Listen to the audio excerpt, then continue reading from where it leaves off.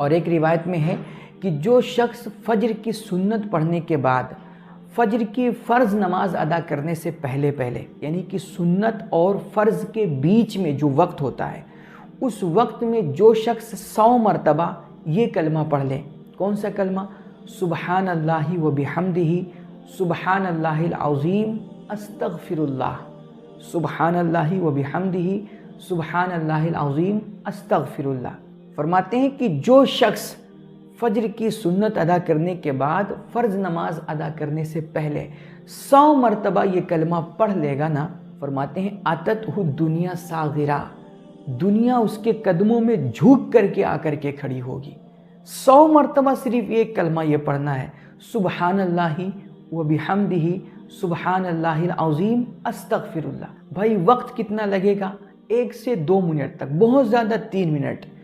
100 مرتبہ یہ کلمہ پڑھنا ہے. میرے نبی فرماتے ہیں ساری دنیا سمٹ کر کے تمہارے قدموں میں آ جائے گی.